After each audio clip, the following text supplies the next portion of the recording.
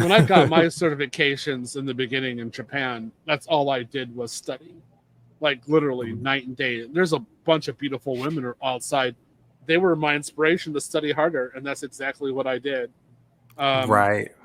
And so when I had to get further specialization, like in 2001, that's when I was dating my fiance. Literally all I did was either study, work, date, or sleep. The beginning of this video is a Theo Waff, or as many of us like to refer to him as Master Yoda, speaking of the power of blocking out all of the noise and focusing on the thing that you really want to master. But in this case, it's not Theo Waff that's explaining the power of it. It's his protege, Jay from the J Curve. Well, look at you. You're certified. You got SAA, yeah, right? Yeah, I got certified like that. I mean, but I was studying literally day and night. Like when I woke up to about I'd be studying from like 9, 10 in the morning to like 11 at night, like crazy. Yeah. But that was like because this was my ticket out, basically. So once I got that, I was a little bit more comfortable with just getting up and going. Even then, I was just like, hey, man, I can't kick it today. I got to study. At the end, you heard Jay say that very powerful sentence that you would say when you're in a life-changing class, or you're immersed in learning a language, or in this particular case, studying for a certificate. That sentence that says to the world that right now I am too involved in something that really is important for my future. I'm sorry, I can't kick it today. I gotta study. But that wasn't the only gem that he dropped in this podcast. You have to put some real work into it. Oh yeah, and let me go back to what Israel said. I'm still in class even though I'm lost AF. You're right where you should be. I'm gonna be honest with you. You're right where you should be. You're gonna feel like that. Yeah, that's what my psych teacher used to always say, because we'd be in class and she would say, what do you call a C student that finished medical school? Does anybody know the answer to that? A doctor. Yeah, you call them doctor. 直木之时，上食者息，次之者金。 My turn. 直木之时，上食者息，次之者金. Terrible pronunciation, I know. But the meaning is very fitting for what we're speaking about. The best time to plant a tree was 20 years ago. The second best time is now.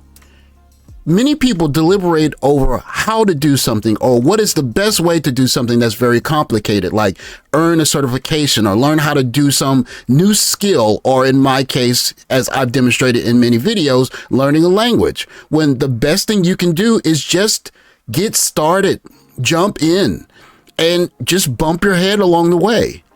This proverb illustrates that. The best way to start something is to just start doing it. You know, that's one of the things I know now that I've achieved a few things in my life, man. You don't got to be the best at it. Just get through it, get through it. And, you never know where life's going to take you. So I went from, You got to keep on working. Just have to be passionate about it. So, yeah. So you went from what? Yeah. So you gotta remember, like, I pretty much went from nothing to doing the whole forensic nursing thing. And I was mid in my class. Like I think I was like smack dab in the middle as far as grades go in my class. Like between the people that like barely made it to the people that were straight A students, I was like, when you looked at our grades, I think I was like right in the middle. You don't have to be the best at something, just have to be willing to go for it and get it, guys. That's it. You just have to not give up and not quit. Right. That's it. Just get through it. I mean, you're like, if you're running a marathon, no one's going to ask you, oh, you finished the marathon, so who are you in the pack? did you finish the first 10 people? No, they're gonna say, wow, you finished a marathon. Shout out to the J Curve. I advise everyone watching this video, take the time and go watch a good portion, if not the full stream, and sub to the channel, because it's more than just a conversation about motivation and what guys overcame in terms of getting their certifications or getting to what they got to in their careers, but you had a chance to hear them talk about reptiles and snakes. My anaconda don't want none. Yeah, I messed with Python a little bit, and you know, I haven't really seriously locked down and actually study it, because I have like Try Hack Me and Hack the Box, and they have a lab that you can learn Python on. So I got to really just focus in that, just to play around with that a lot more and be serious about it. But yeah, I got to get with Python and do that.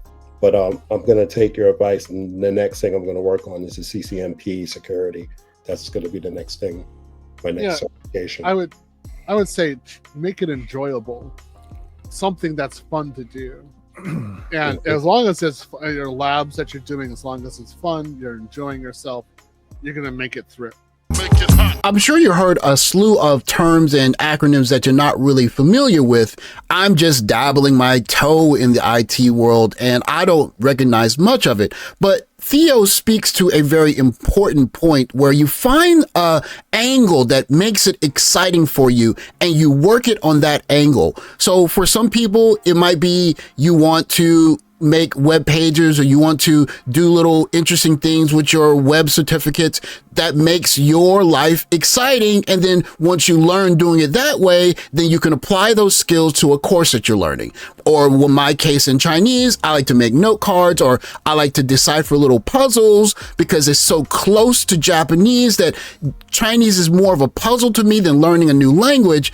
And that can be your way of attacking a new idea. But what's so interesting about this conversation is that instead of the conversation in the black male space being about how can I get girls, how can I bring them home, how can I spin plates, the conversation is moving towards how can I retool so that I can be someone that is competitive in a future marketplace?